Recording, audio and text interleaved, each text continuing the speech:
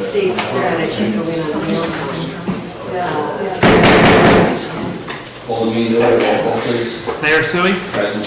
Mr. Birnbaum is absent. Mr. DeLeo is absent. Mr. DePorter is absent. Mr. Schmidt? I'm here. Mr. Sullivan? Here. Mr. Youngblood? Here. Notice of this meeting is provided by Bernardsville News, Courier News, and Star Ledger, filed with the municipal clerk and posted on the municipal bulletin board on January 5th, 2017. Please otherwise declare your meeting. Allegiance to the flag of the United States of America and to the republic for which it stands, one nation, under God, indivisible, with liberty and justice for all.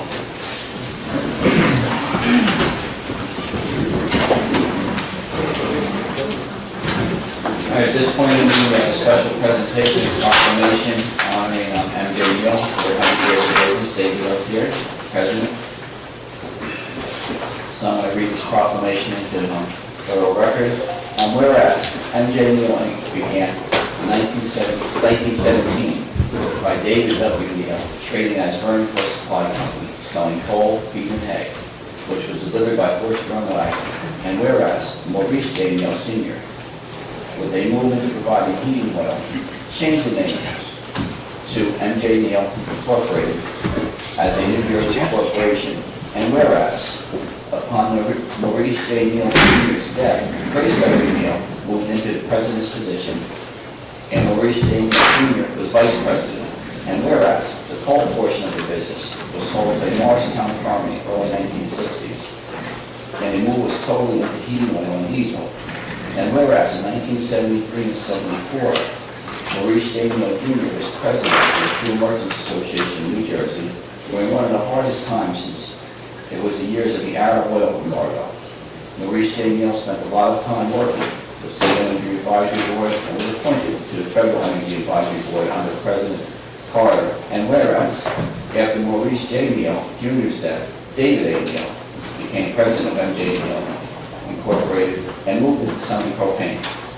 David became active in the state association and was president of Fuel Merchants in 1994, 1995, and 1996, and is currently one of 5 members appointed by Congress to represent New Jersey on the National Oil Heat Research Alliance.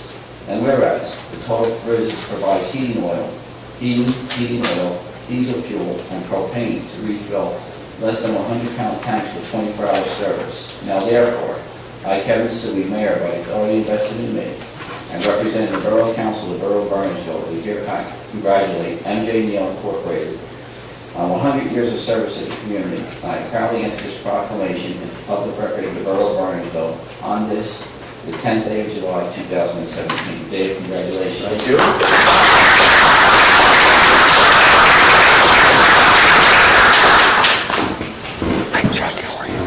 Thank you. Thank you. Congratulations. Thank you. You want to say anything? Yes. I think in my lifetime, I'm seeing the 3rd or 4th new clerk. It's Anthony's first official meeting. No, I thought about that coming down. Just the changes I've seen, in 63 years here in town.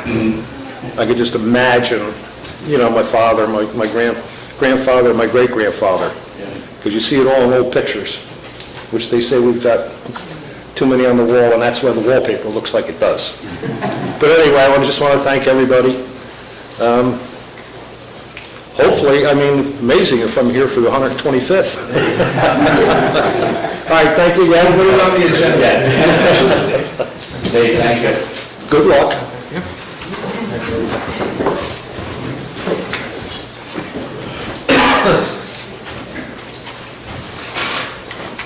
Okay, approval of minutes of June 26, 2017.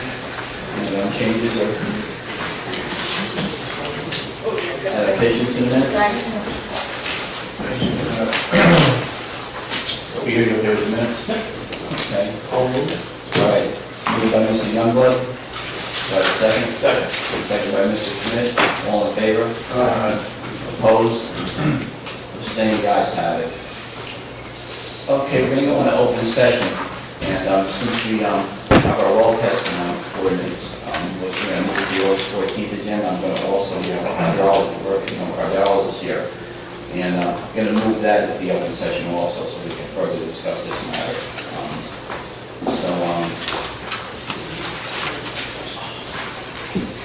I'll entertain a motion to amend and continue to August 14, 2017, the public hearing from June 26 on ordinance 1745, adopting all testing regulations and amending and supplementing chapter 14 of land development regulations and federal environmental regulations. That's motion. Can we do information question first? Yeah, we're gonna, yes, go ahead. I'm going to be away on that period of time. Okay. Am I allowed to call in for something of that nature from a vacation? No, only if there's not a quorum. Well, not for it, that's what I thought it was, okay. But you know, tonight's really an important meeting because if you're going to amend it, it will be considered the public hearing as amended this evening.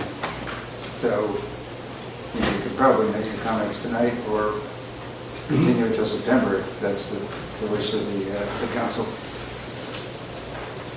Environmental Commission? I'm going to be away on the 14th, which is when the well testing ordinance would be heard, and I'm your liaison, so I defer to your judgment. If you want to move to the 15th, which I know Paul will be very unhappy about, but it's up to you guys. Yeah, I would hate to make that decision without Paul. We feel as if we waited so long and that, I don't know. I think your presence would be important, so don't go away.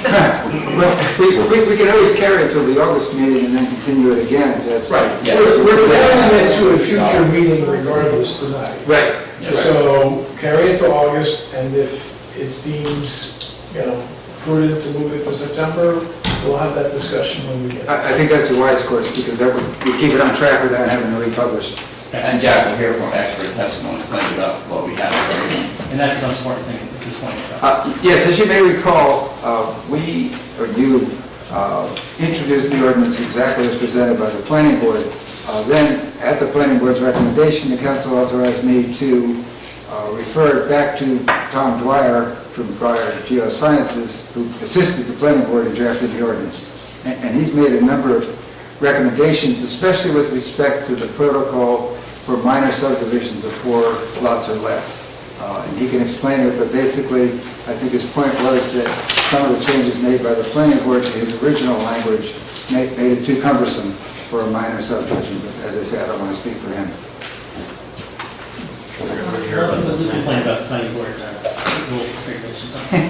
And Jack will hear further about that this evening, correct? Yes, and Mr. Dwyer is probably best able to. Yes. And I tried to summarize the changes set forth in Mr. Dwyer's report in the motion I drafted to amend the motion, or amend the ordinance and continue the public hearing on the ordinance as amended until the August meeting. Okay, we'll hear from Mr. Dwyer as we move this ordinance and open up the public session. All right. Motion moved to August 14th. Moved by Mr. Youngblood. I'll second. Second by Mr. Bergeron. Now, can I note, is this the motion that I included in the packet, which explained everything, had whereas clauses, and said it was being amended as noted on the draft that's included in the packet tonight, and continued to the August 14th meeting? And I'd also like to add a paragraph just saying it should be referred back to the planning board for their further review prior to the August meeting. Okay. All right, as Mr. Pitti said, as noted in our package, and we'll be referred back to the planning board.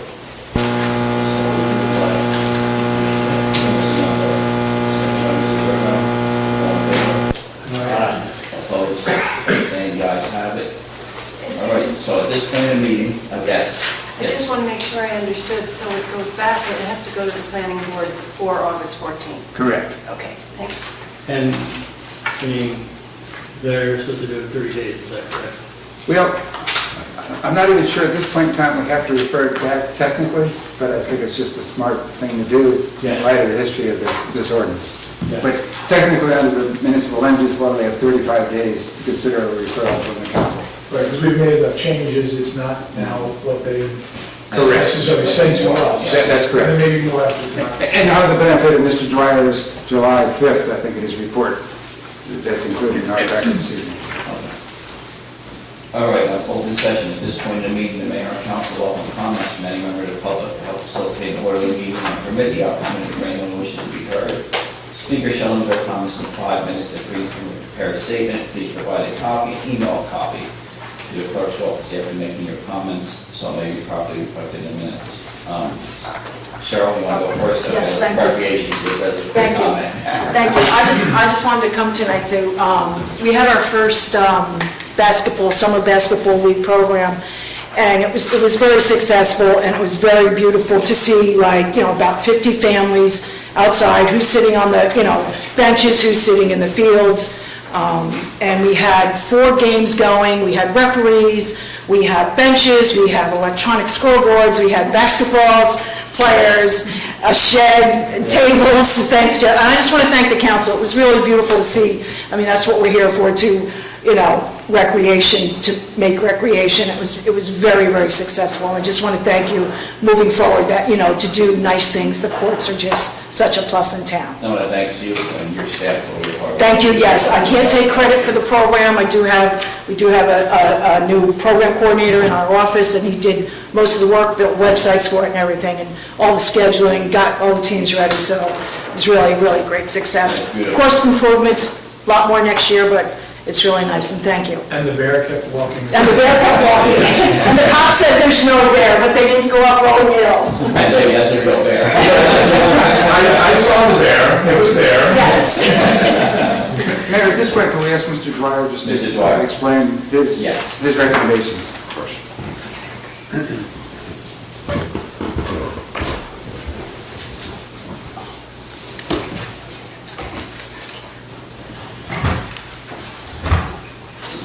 Swear in, or? No, We don't need that? yeah, it's Okay. fine. All right. Well, I reviewed the draft of the ordinance. Your name and the record. Sure. It's Thomas E. Dwyer, president of Dwyer Geosciences, Corbin City, New Jersey. That's in South Jersey. Nobody knows where it is. I was wondering about myself. Right. I mean, even people who live 10 miles away don't know where it is. Most of the suggestions I had originally made in the ordinance were adopted, so there really wasn't much change from that standpoint. The bulk of the changes that I have were with respect to the section 14-7, which were the requirements for minor subdivisions of 4 or fewer lots. And one of the big challenge, the idea here was, the purpose was to come up with a simplified procedure for a minor subdivision. And one of the challenges with coming up with a simplified procedure is actually keeping it simple. Because we try to deal with every possible contingency, it just ends up becoming essentially the same procedure as for the major subdivision. And the idea here is that the potential for adverse impacts is likely to be substantially less with a minor subdivision. You can't ever guarantee anything, and this is the reason why we even suggested a simplified procedure, is that there can be those instances, although rare, where there might be an impact to a neighboring well from a minor subdivision. It's possible to get that direct fracture connection from one well to another that could create a problem for someone. So the idea here was to try to keep the procedure relatively simple, but allow for identification of that type of direct impact that might cause a problem. So we have provided an outline of that. I think it was back in April. We provided April 5th, 2017. We provided an outline of that procedure. And then I compared that to the more recent draft. And there were a number of changes made in that more recent draft that I felt made the procedure more complicated and potentially put some significant inconvenience and cost onto the homeowners that would be having the wells monitored. And if I can find the section again. Of the ordinance? Right, But right. it's right at the end. It's, Yeah, okay, I got it. Jack, where were those changes made? Was that- You'll see, they're all, let me just bring mine up. Right. They're all right near the end, the last section before the boilerplate. Right, but were those made by the planning board? The changes that were here, that were struck? What we're doing in this is basically striking some of the changes that the planning board added to Mr. Dwyer's original. I was just draft. curious to know who had actually made the changes to his suggestions. That The was- planning board. Okay. Now, when you refer it back to them, they may argue for keeping some of those, but we'll deal with that at the next meeting. And we have the ability to either accept or... Correct. Or not. Correct. The ultimate decision is yours. Yeah, well, I mean, hopefully they'll agree with the consultant's part. Well, basically, my changes put it back to what I had originally provided. So Right. they changed that, and the bottom line of my comments is I think we should stick to what I provided. But, you know, we can go over those. The first was a really minor change, which was in item 4 under 14-7.1, where it was just saying that the property owners would be requested to provide, the word that got put in there was statistics that may be available regarding the well performance. I felt the word statistics would be confusing to most property owners, and probably not the correct word either. So what we're putting in there is, rather than statistics, any well permits, well completion records, or health department records. So That the really- homeowner might have. That the homeowner might have. What we're really looking for is information on the well, its construction, any known performance characteristics that might be in those records. If I could just interject for a moment, the changes start at page 30 of the ordinance, and you'll see additions are shown by underlining and deletions are shown by strike through. So those are the changes Mr. Dwyer is discussing. And then after that, we get into some more substantial changes. Item number 5 is basically requiring the homeowners to establish a baseline of well performance. And then it said this can consist of a pre-drilling water analysis, which will be paid for by the applicant, B, a 1-part pump test to confirm peak demand test conformance. This does not require measuring the stacked water level in the well. And then C was a 2-part pump test, comprising a peak demand test immediately followed by a constant head test. This requires opening the well, insertion and measurement of instrumentation. This is what I thought would be a little bit confusing, because it doesn't really, it's saying it can consist of these 3, but it's not saying which ones they should do, and each one of these would provide very different information, which may or may not be useful to assessing the impact on the well, except perhaps item C, which was the most comprehensive. Now, my feeling was that's just putting too much on the homeowner. Excuse me, one of the things, when Bob Grant, chairman of the planning board, his opinion was that he felt it was necessary for the neighbors to provide the baseline to the person who was seeking the minor subdivision. And that's why the provision reads the way it does. Your feeling is that that's too onerous to the neighbor? Yes, and it's a lot of expense, depending on what they do, and a lot of inconvenience to them to do that. And I don't disagree that in the ideal world, that could provide useful information, especially if they chose the third option. But it gets away from what we were trying to do, which was come up with something simplified. What's the, for a resident independently to establish a baseline for their well, what would you estimate the cost of that? They would probably spend, I would say in the neighborhood of $2,500. Okay. Yeah, I mean, because Bob Graham's opinion was that, okay, if I'm the homeowner and you're subdividing, well, I can spend the 25 and opt in, or you know what, my well's fine, I'm just gonna stay over here on my island and proceed as, you know, do your subdivision, do whatever's necessary. But my opinion is that doesn't give us what we're looking for, just to find out in a rather simplified way if they're impacted.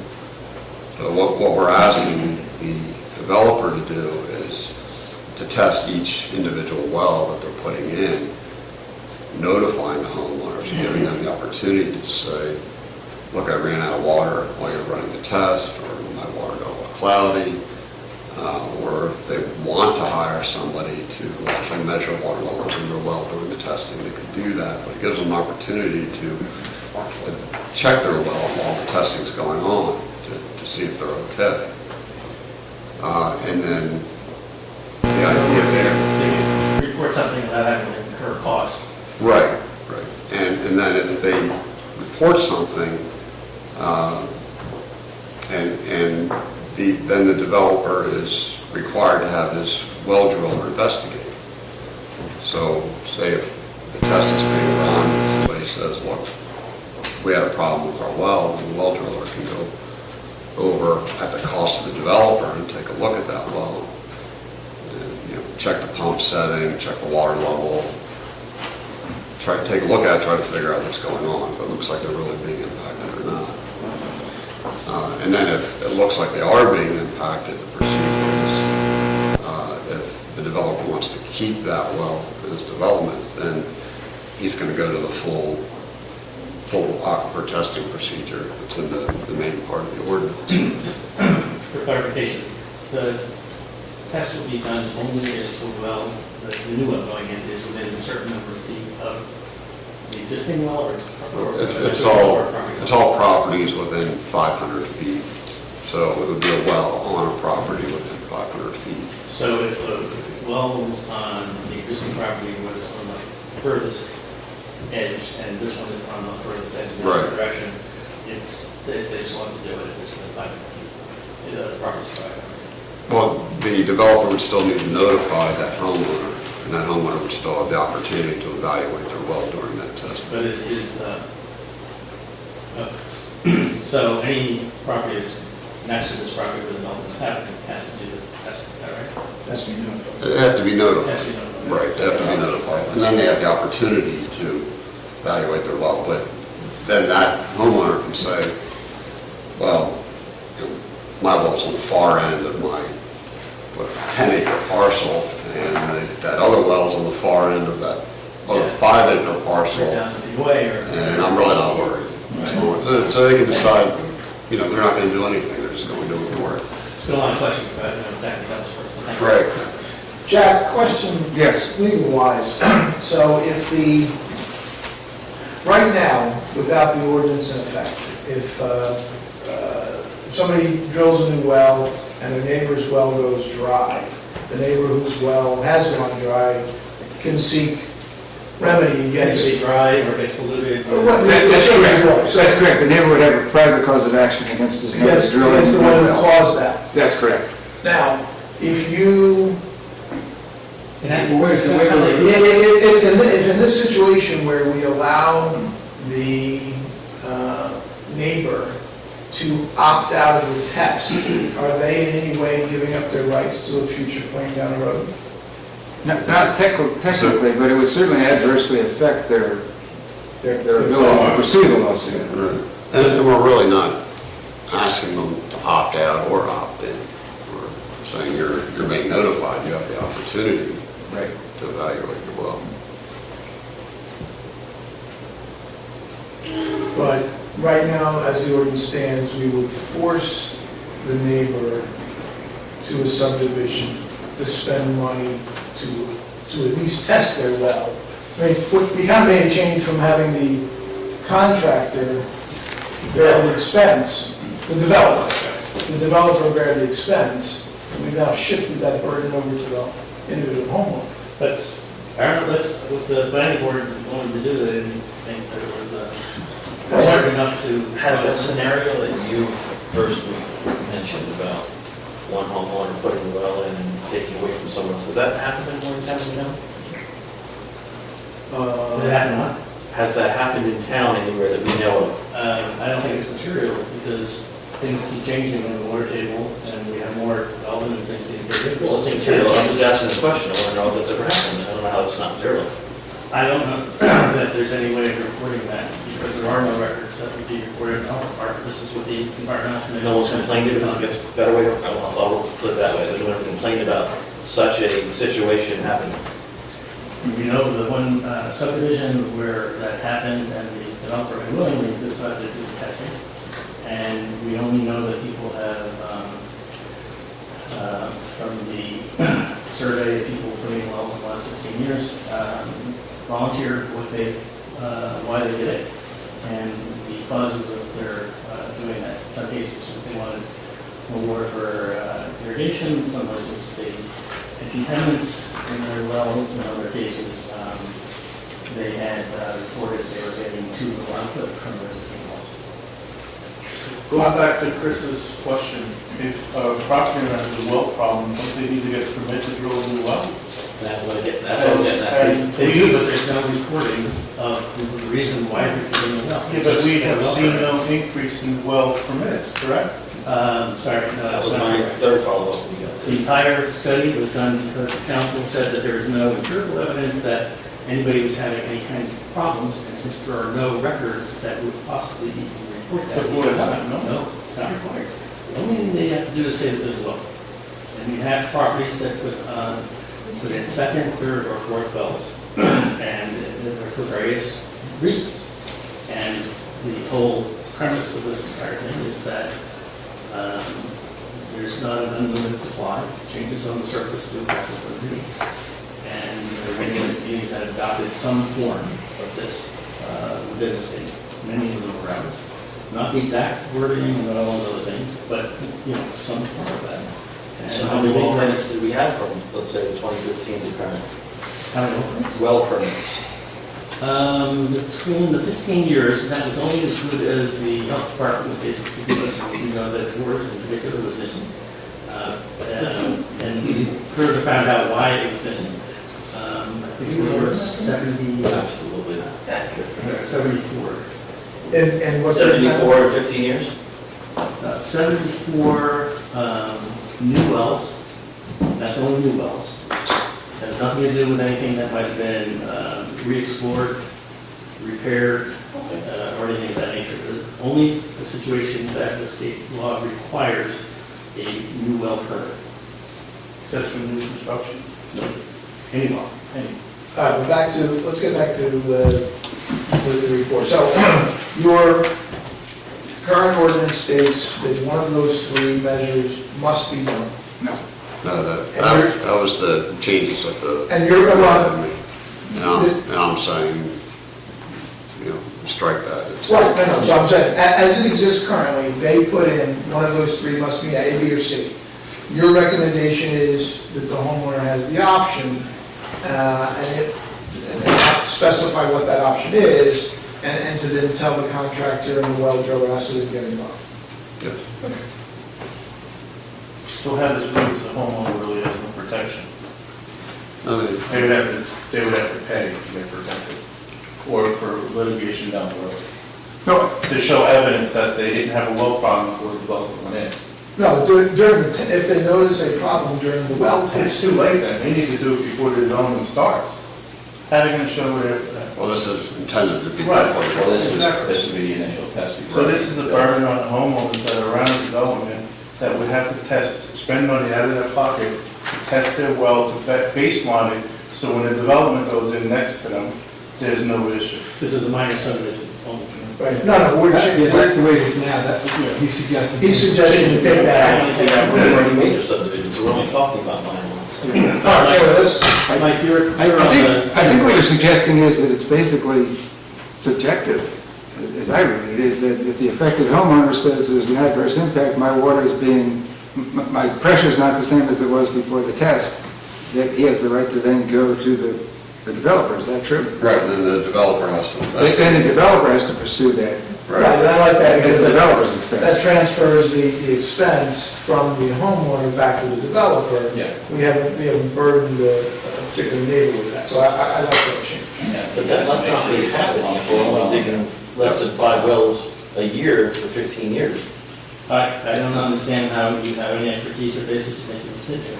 All right, let's listen to the expert who has said expertise. Yeah, I think we should ask this gentleman here who knows all So only, about only I'm digging sorry. less than 5 wells a year, 15 years. Okay. Proceed. Okay. Was there a question that I was supposed to answer? I think there's a question. Yeah, this question, I have plenty, but go ahead. Okay. Do these They may not be- things they may not be actually for you. happen? When do they happen? Under what circumstances? Just because people haven't, you know. I think we can all agree that 74 wells in 15 years is not a high number. Problem with the well, other than, the health department say it's contaminated where you want to go. I mean, that's what there's no here. Is that correct? Well, some health departments do have more detailed records. Yeah, but- some do, and some don't. But, yeah, I have rarely seen that sort of thing happen, but I have seen it happen. So then why are all these towns doing this? But wait a second, I mean, this well ordinance, in theory, you have a house and you're gonna dig a well to monitor for your swimming pool and your irrigation. Mhm. This ordinance doesn't apply. That's correct. Maybe that's what should be. All right, what are the rest of your recommendations? Okay. Thank you. All right, so we left off on, what was item We're up to 5? paragraph 6, I think. Yeah, Right, six. so we're on 6 now.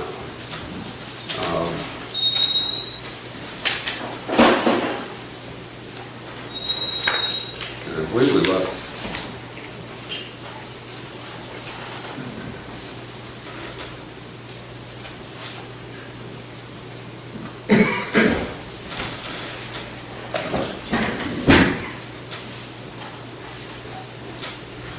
We're going to say that, we're not. Yeah, I'm just looking at the changes on 6. Actually, 6 is, the drilling contractor shall report into his findings. Could we specify findings? What would be his findings? Their findings would involve the setting of the pump in the well, the water level in the well, water level that, any changes in that water level observed as a result of testing. That's all normal reporting. Right, right. Well permits, that. Right. For those of us that don't have wells, we're not well with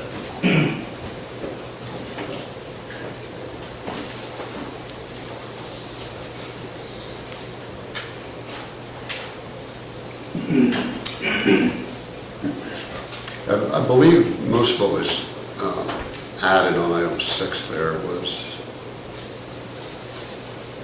not my original wording, but I didn't have any problem with that.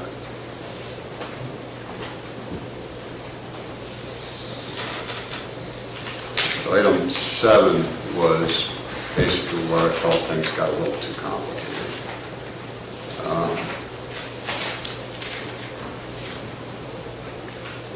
What I had written in there was if adverse impact is reported during well capacity testing, then the test shall be discontinued and the full aquifer testing procedure will be required.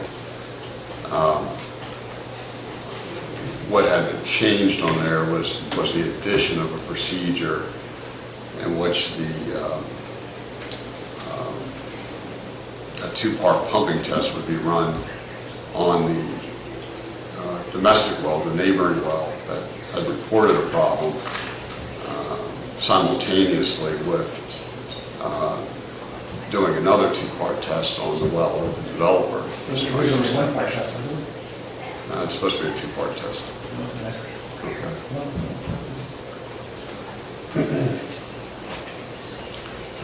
And then it also required noticing of adjacent well owners and so forth.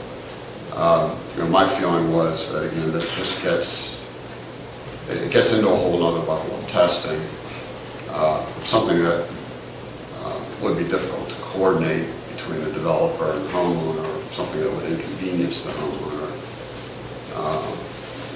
and result in extra expense to the homeowner.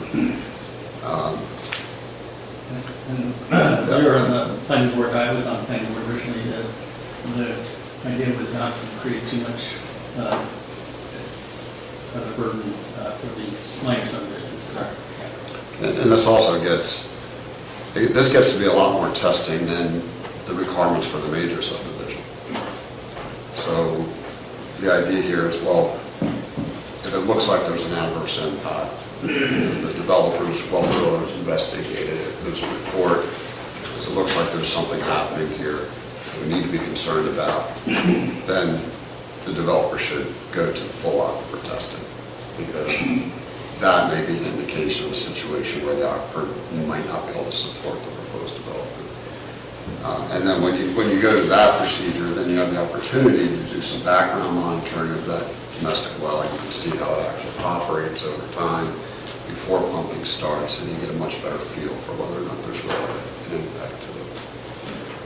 Yeah, I get the sense that with the added language, we've made potentially the inspection more onerous on the minor subdivision than the major. And I like the reverse that. Because you're not advertising over a lot many And clearly, the testing for major is fairly substantial. And it would certainly pick up the problems. That's correct. Can we go back to 6 for a minute? That language at the end is from the clean report you sent me, yeah.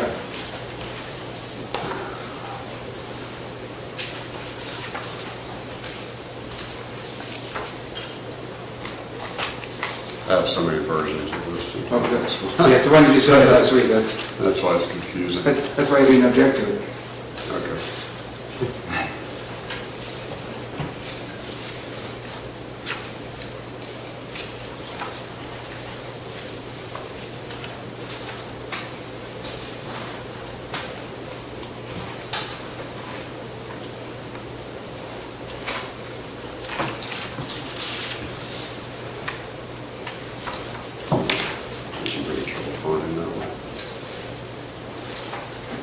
Fine, but at the end of the day, you're still comfortable with the language that exists now in 6? Right. Okay, here we go.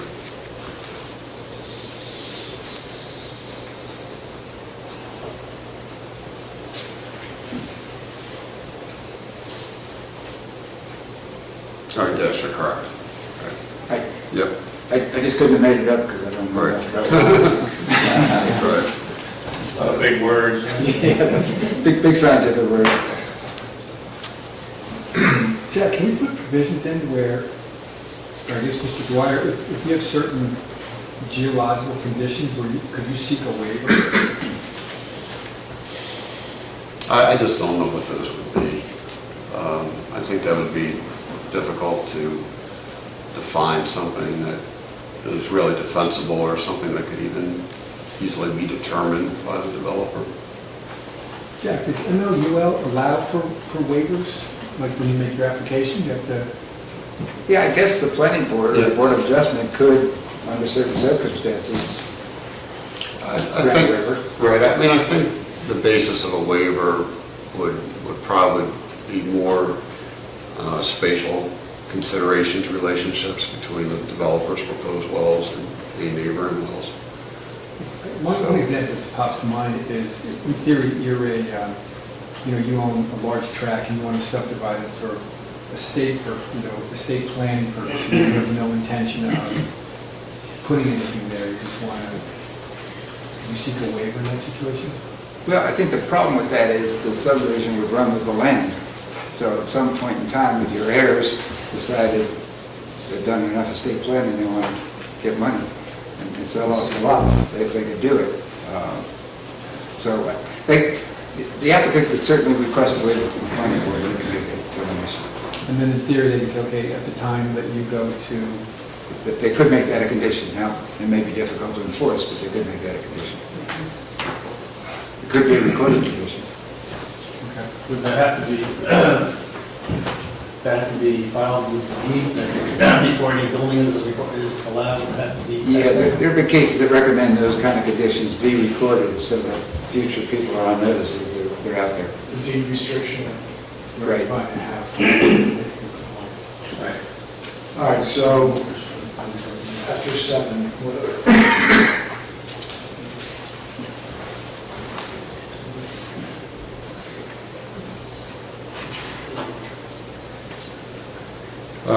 On number 8, the change that was made to my wording that I had a concern with was that the wall capacity test shall be based upon the aggregate demands of all lots in the subdivision. And that was not the intent. That actually gets into the type of procedure for the major subdivision, where the offer test is run based on the total water demand, peak demand for the project. An individual well might not be capable of providing as much water as, say, all 4 wells on the property. So if you're going to run tests on each well, I don't believe that each test should be run at the aggregate demand. The intent was that that test would be run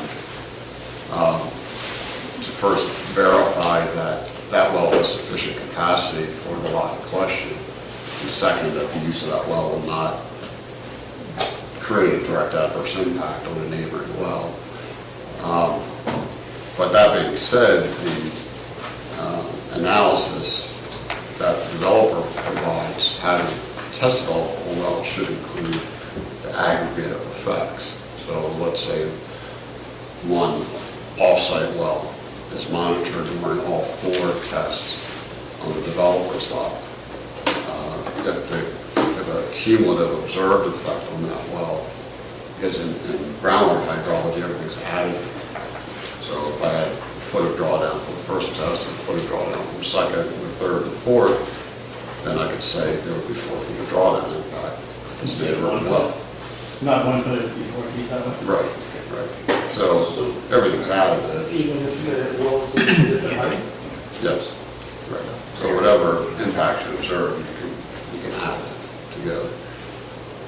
So that, my comment on that is that the test shouldn't be run at the aggregate. It should just be run in conformance with the 2-part pump test procedure, which defines what the rate is for that particular lot in question.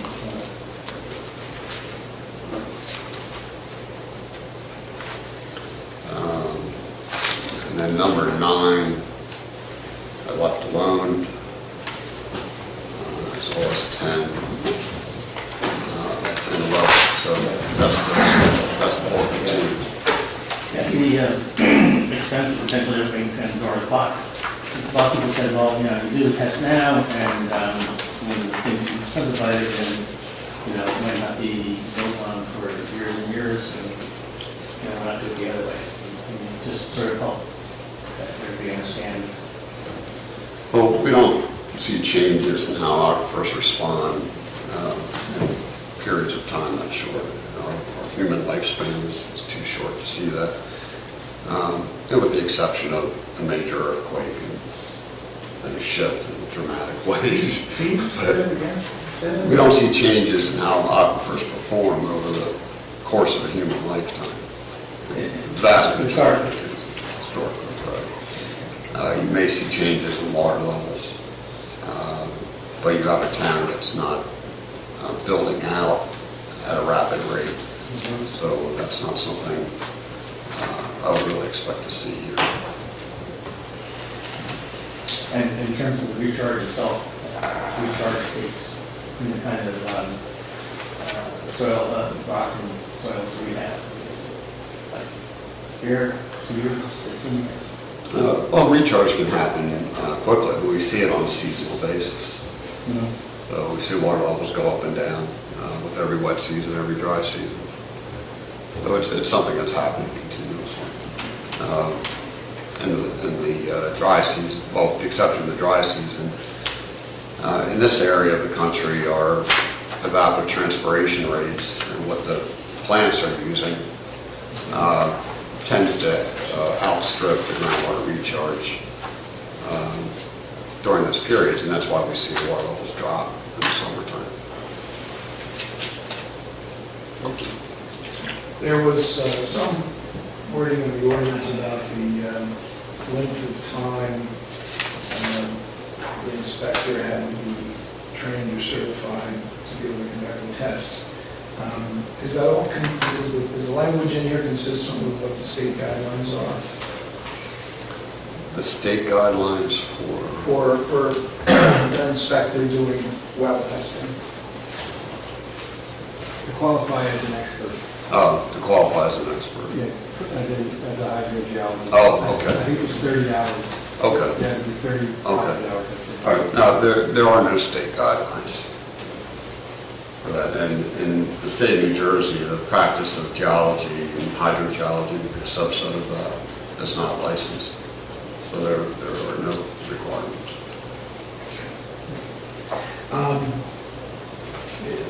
Peter's point, not to open a can of worms. If you were asked to write an ordinance from scratch related to this, would it look drastically different than this, or how would you do it differently? We're talking about the ordinance as a whole. Correct. Yeah. I don't think it would look drastically different. What the changes that I had suggested were based on my experience of working with ordinances of this type in many other towns over many years.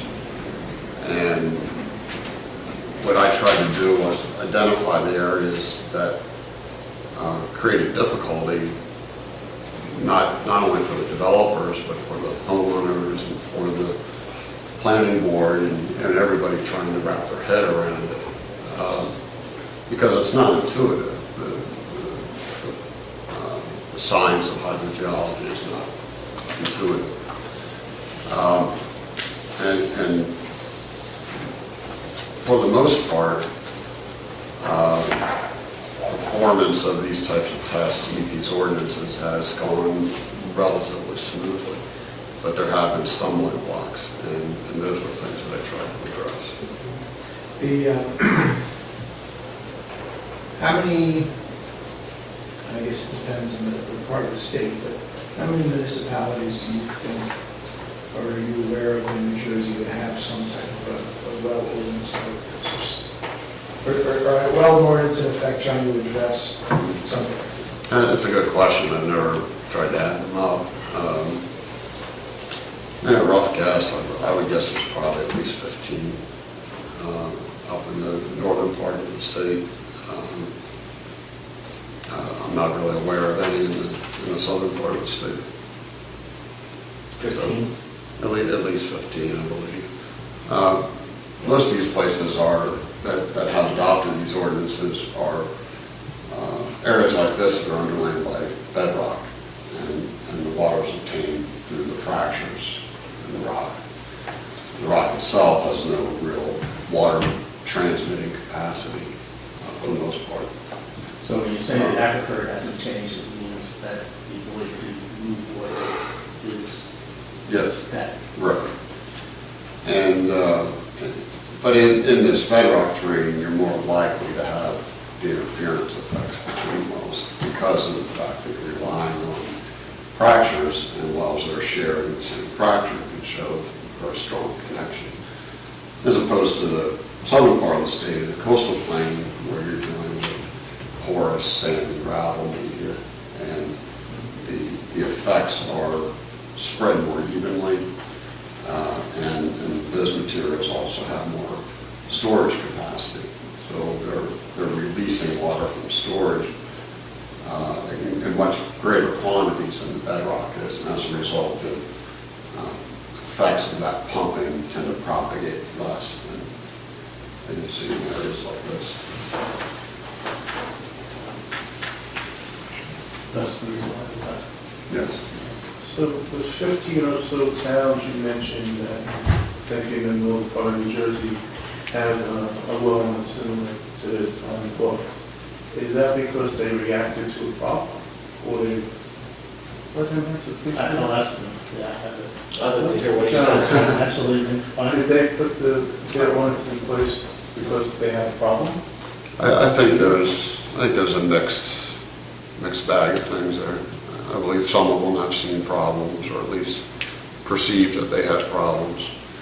And others have done it simply as a preventative measure. Most of them, they prevented it? I think most of them are probably preventative. Again, in my experience, I haven't seen the kind of adverse interference effects that we're trying to avoid with this ordinance. I've very rarely seen that happen, but I have seen it happen. Unfortunately, once it happens, there's not much you can do to reverse it. That's true. That's true. I think a lot of the ordinances came about during pretty much the heyday of the real estate boom, where municipalities were getting concerned. There were large developments going in fairly rural areas, and they were concerned that these developments going on with wells would potentially impact the neighbors. All of our town's water actually comes from wells, so if well was coming here, the public water supply that goes to the public water system, that would also then, let's see, so they actually have to test the public water supply. There's a subdivision around public water supply well. No, the ordinance doesn't, well, I guess it does address that, and that it's a notification of property owners. So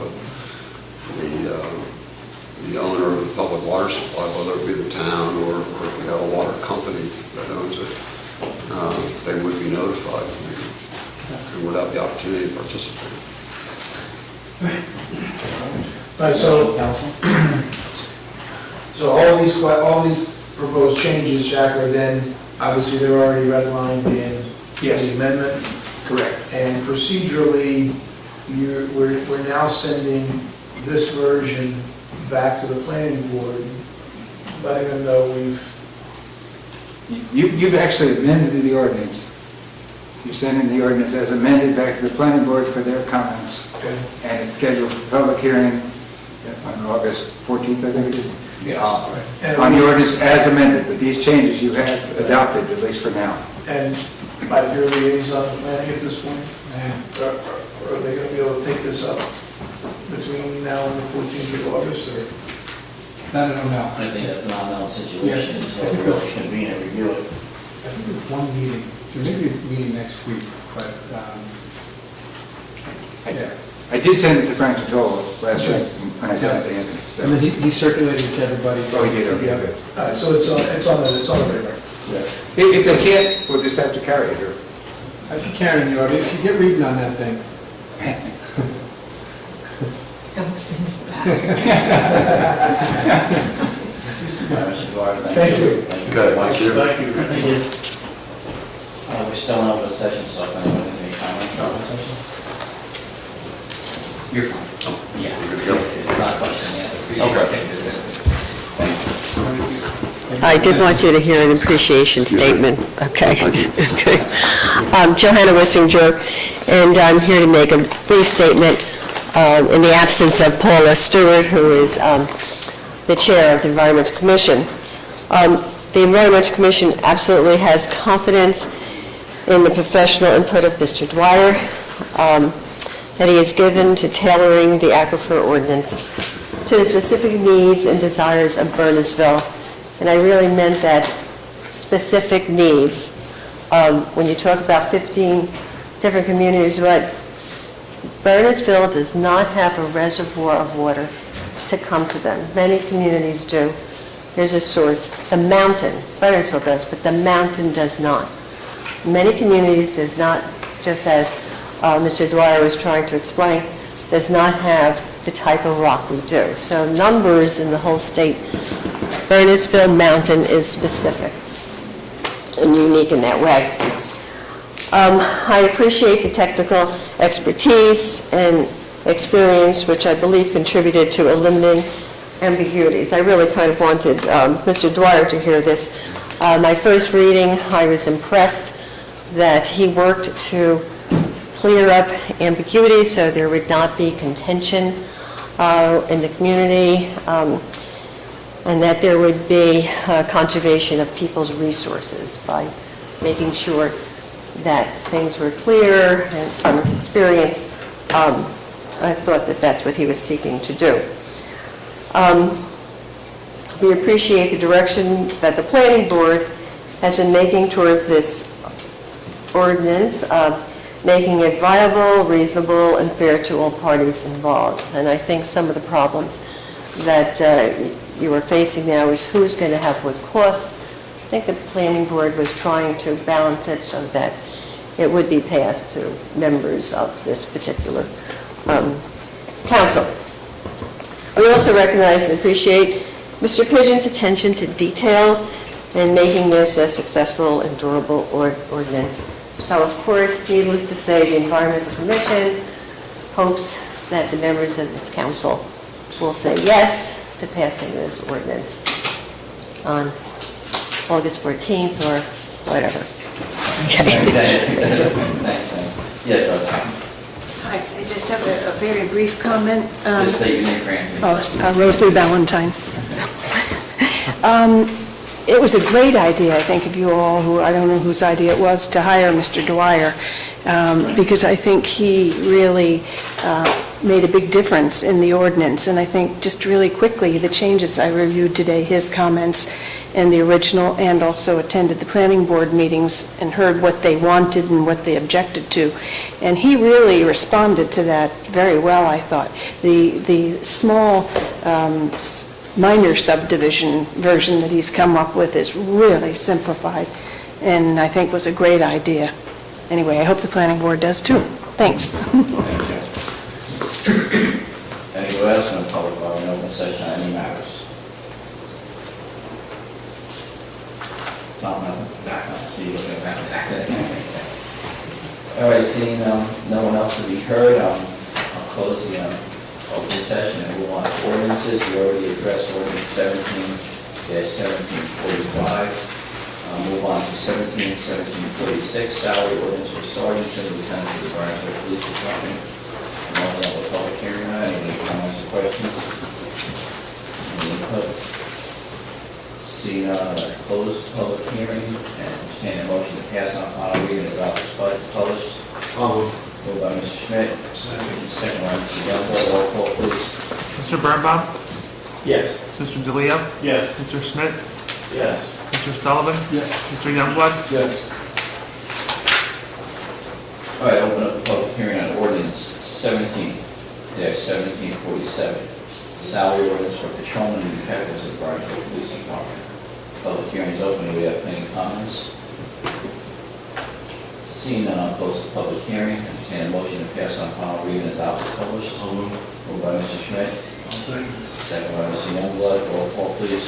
Mr. Youngblood? Yes. Mr. Sullivan? Yes. Mr. Schmidt? Yes. Mr. DeLeo? Yes. Mr. Birnbaum? Yes. All right, open a public hearing on ordinance 17-1748. Salary ordinance for borough dispatchers who are members of IBEW Local 1158. Anyone from the public wishing to be heard, council members? Seeing none, I'll close the public hearing. Motion to pass on final reading and adopt as published. Moved by Mr. Birnbaum, second by Mr. DeLeo. Roll call, please. Mr. Birnbaum?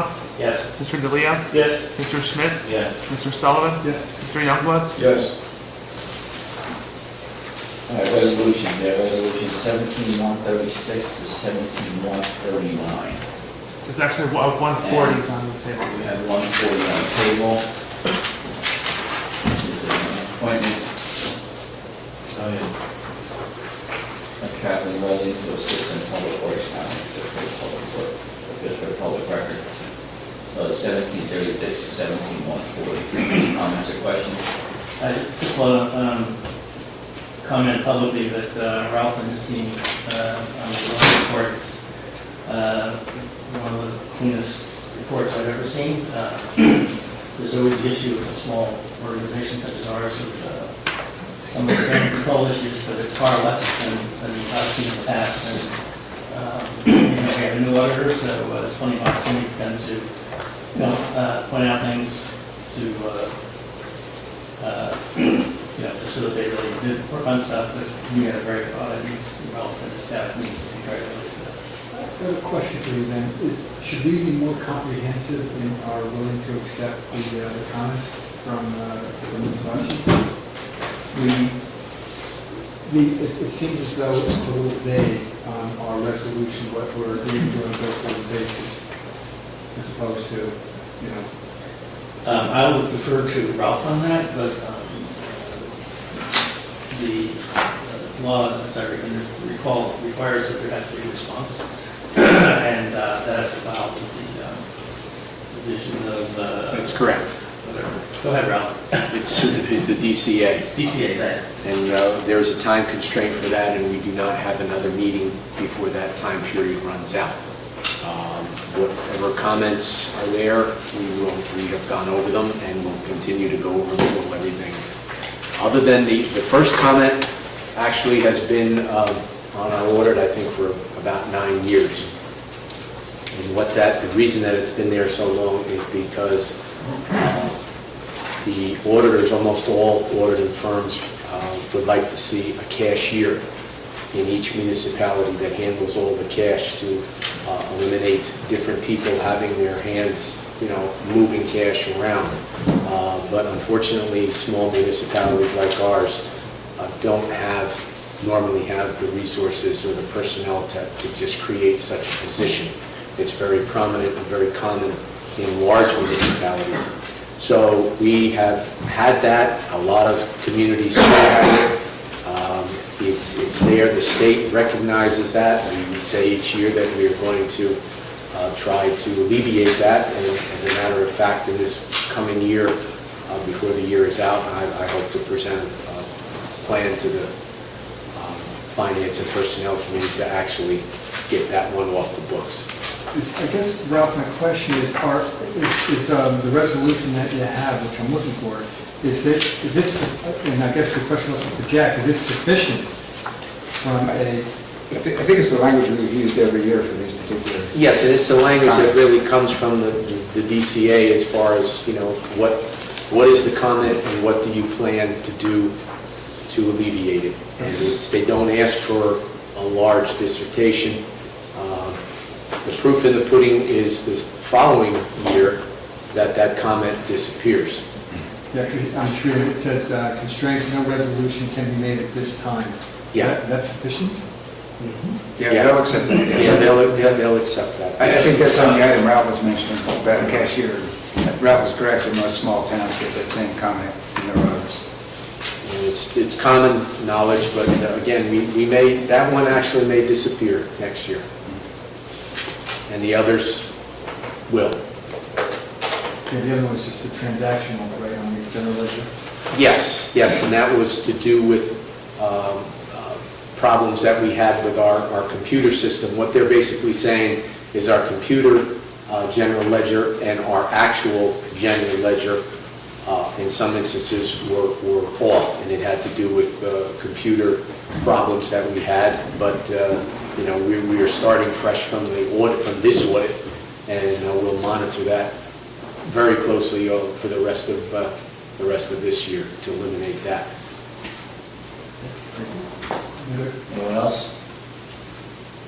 All right, I'll entertain a motion to move 17-136 through 17-140. Move by Mr. Bourbon, second. Second by Mr. Youngblood. Roll call, please. Mr. Youngblood? Yes. Mr. Sullivan? Yes. Mr. Schmidt? Yes. Mr. DeLeo? Yes. Mr. Birnbaum? Yes. All right, reports. Reporting municipal attorney. Any questions for Jack or comments? All right, executive session. All right, Public Safety Committee, 9B. We got a brief meeting tonight. One of the things that I wanted to bring up, I know it's something that we added to the agenda, but July 4th, we had, I'm sure exact details about how it came about from an accident, but there was a person who got into an accident and had some bleeding that was occurring, and due to the program of the chief and some of the officers' training that they were given, were able to address this before the EMT, since they were first on the scene. And once this person was treated, that the people at the ER had made comment that if it weren't for the actions of those officers and the actions that they take because of that training that they recently had, the person could have lived there. So, great job on that, Chief. No, that's correct. Basically, there's an expectation now that police officers will provide, higher level of service when they go on medical calls. And for a couple of years now, we've been striving to train our officers to higher standards. We've been trying to increase the number of emergency medical technicians that we have working in our patrol force to deal with emergency medical situations and be able to assist the ambulance squad with the calls that they handle. Everybody pretty much takes for granted now that police officers can perform CPR and operate defibrillators. We've been doing that for a number of years. But our training has progressed far beyond that, and that now we're administering medication for opioid overdoses. We're carrying Narcan in the cars, which we've had to deploy on several occasions, that have also resulted in life-saving actions taken by the police officers. And specifically with this now, we're morphing into more training in the area of bleeding control. There's been some new techniques that have come out that medical experts are starting to recognize that if we take action quickly, we can make a big difference in the outcome of a situation where somebody is bleeding, specifically from a traumatic injury or an arterial bleed, specifically through the use of tourniquets and other techniques that can be applied to stop the bleeding and help to save the life. So that's what happened on that night. 2 of our officers responded. We had recently completed some bleeding control training. We're continuing to do that in greater depth. In fact, 2 of our officers are at the firehouse tonight, getting more training in bleeding control. So it's just it's an example of where it highlights the efforts that we put into the training, the expense that we pay out to train our officers to cover the shifts when they go to take this training. It really does pay off in the end. There's a light at the end of the tunnel, and there's a reason that we do all of that. And it may not be apparent, but when you need it, it's nice to know that our officers are equipped and that they have that training and the ability to be able to perform the way they're expected to perform. The committee has also recommended for the railroad station parking a replacement for the parking meter, and I believe, Ralph, that's something you're working on at this point, correct? Yes. Yeah, I'm working with Lieutenant Gardner. There's several areas in town, there's several feeder roads and so-called cut-through roads that are having speed complaints from residents.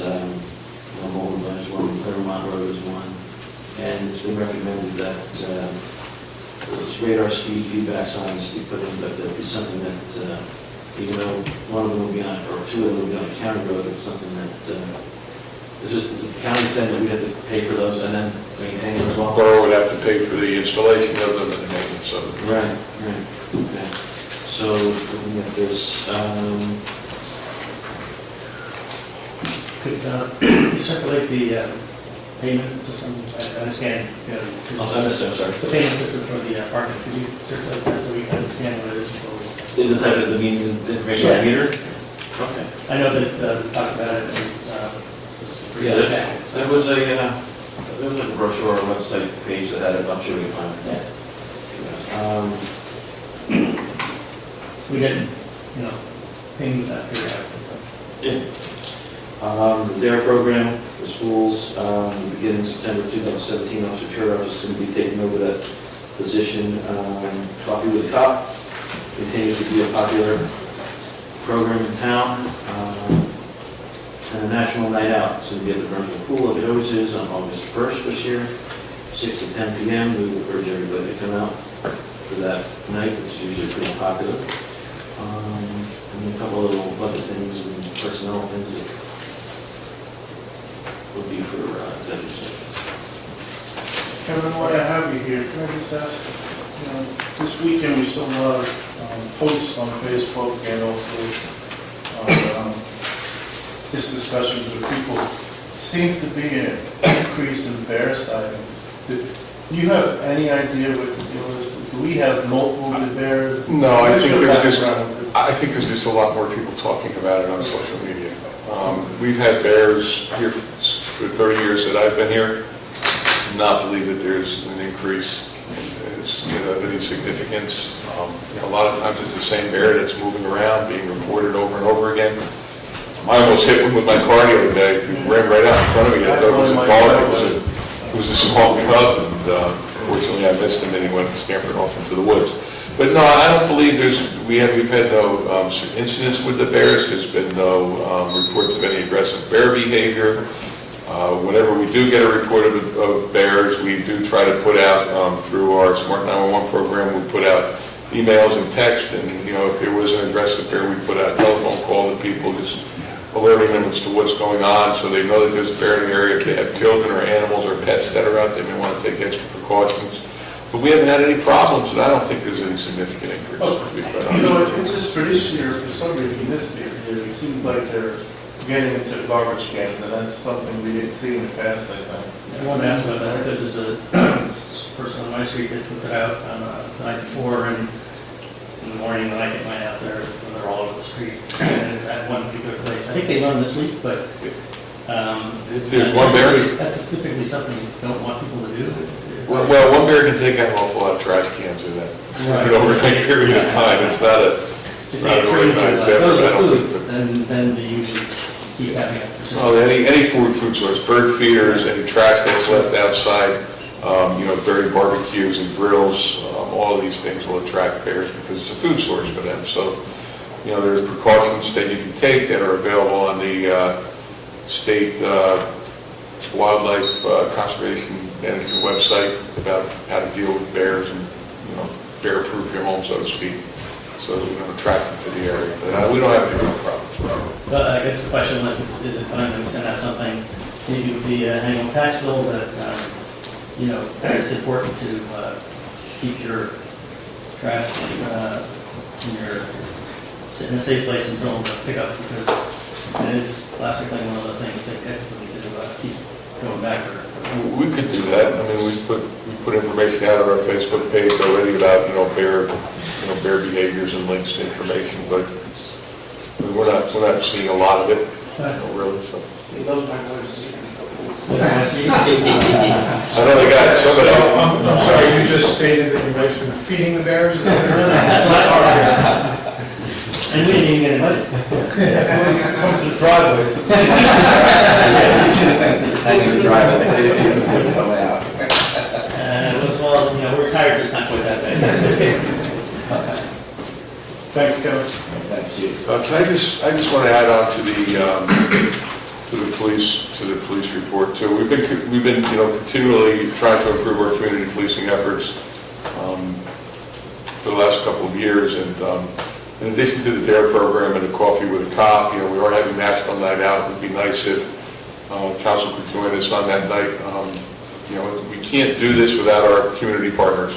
And I just want to take this opportunity to thank those people, Cheryl in Recreation and the staff at the pool and the Lions Club and the PBA all kick in generously to make these types of events happen.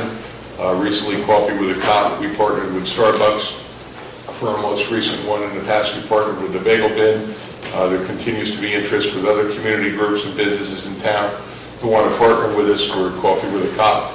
So I just want to formally recognize the efforts of the community members and the businesses in town that are supporting these programs that we're putting out there. And I'd also like to thank the council for the police contracts and the collective bargaining agreement with the dispatchers that was recently, tonight was approved. The negotiations this year were smooth, they were amicable, and they went through rather quickly compared to past years, and I know the members of the police department appreciate that, as do I, and obviously at the end of the day, the community benefits from that. The officers are happy with the contract. I think the borough feels that they got a fair deal in the contract, and obviously the community will benefit from that. So thank you for your efforts on that. And Ralph, too, thank you. Thanks, Chief. Chris, anything else? No, that's it. All right. Finance and personnel? We've had some difficulty getting a meeting scheduled. Hopefully, at least one of we'll have at least 2 members that can come to the meeting in the near future. Any other comments from you? All right. Engineering, technology, and public works? Well, just, no, we had meetings on both prior to the last council meeting, but we've not had any set to so. I think Doug did send the facilities report through. Obviously, construction's begun in earnest for the turf field. A couple of tweaks, contractor, he's doing a good job keeping some of those other fields open. This will work Mr. Hockey's discussions in the fall. That continues to work really on ball fields. I've had several people comment about how nice the conditions of the fields have been, the clay is down. So generator moving forward, no real hiccups. Lots that they're working through. Obviously, we're getting now into heavy paving season, switching over Public Works Department to work on that, but everything seems to be going fairly well. Very good. And January, the project's moving along for the library. And for the whole site, it's going to be patched and we're installed. So this next is, Yeah, this one. Kevin, you know when they're paving this up? Paving out here? Yeah. No, I haven't been advised of the final date yet. I don't know if you have the date yet. I don't No, think we've got, we've got some contractual, we've got to get the front little retaining wall done, but we were advised that there were some previous jobs that he had gotten before he got this job, so we expect him here on Thursday. That needs to be done. That's holding up some additional plantings along there. So then when that's done, the plantings will go in and be finished. All the irrigation is in, and at that point in time, the electrician will come in then and hook up the lights, and then it's paved time.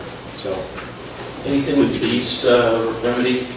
we are in contacting with, or talking to Douglas, trying to get there are companies, or a company, at least one, that has, will come with a border collie. And that seems to be really the one main thing that gets them out. The bears don't like the geese.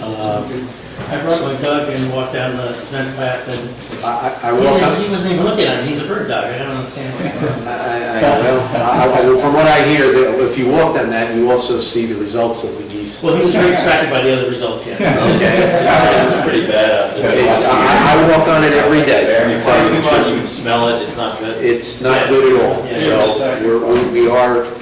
it's on the list to try and alleviate with all the work that we've done and still work yet to be done. We want to protect it. I mean, these sidewalks are brand new. They're white, more or less, but they're stained with this stuff. So, it's just, we're trying to alleviate it. We're trying our best. To the officers bring the range a little bit closer to the... I think there might be some animal activists that would be happy with that. All right. Any other committee commission reports? No, we all met prior to last meeting, and we were not scheduled, we would have had one before our work meeting, but since they're consolidated, we didn't have that before August. Okay. All good. Good to go. Okay. Any other items of business? Ed and I spoke before the meeting. Sandra used to be the chief. The just safety coordinator. Just to confirm that he's Ralph, is that your intention on it? Yeah, we will, Jack and I have been discussing some things, and we will also be addressing you and closed session about it, but we plan to have all the various duties that Sandra had done, prepared for you to be filled at our next meeting. Very good, thank you. You're welcome. Open Space had a meeting, and our consultant reviewed some status and updates where we are on reporting some of that later. Okay. Anyone else? Reports. Seeing none, we'll move on to items of business.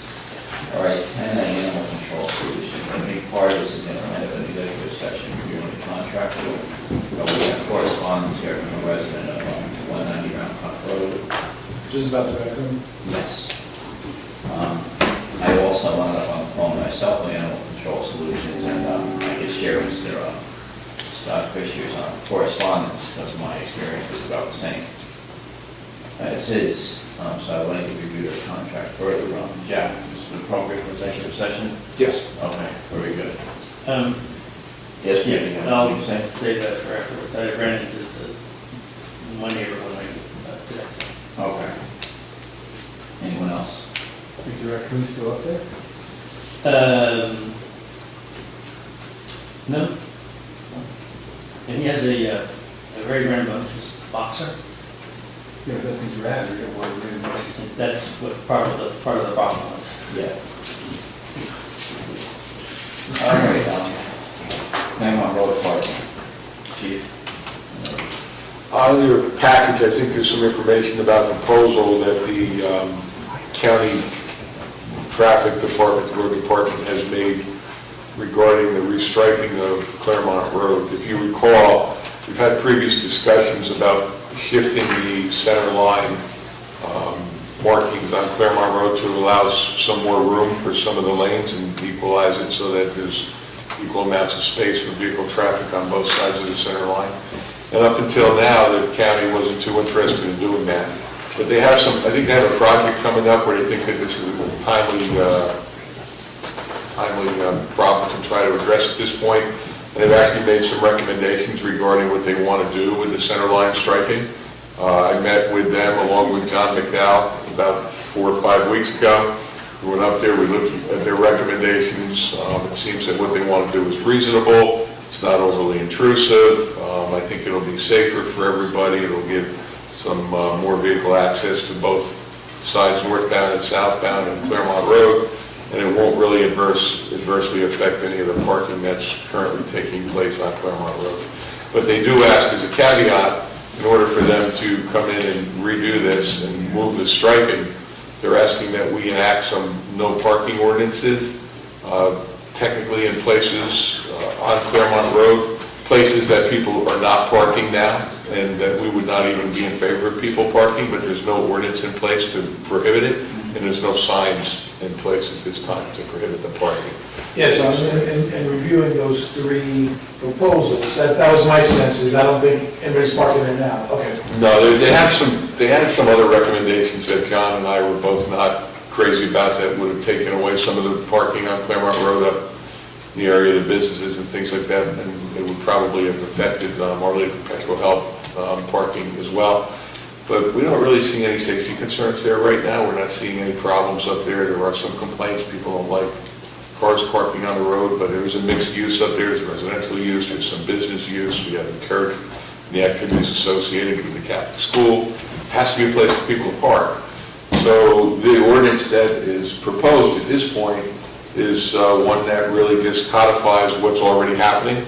And the county then, with those codes in place, would pass a concurring resolution, and we would all be in agreement, and they would be willing to go forward and do the restriping and the pavement markings on Claremont Road there.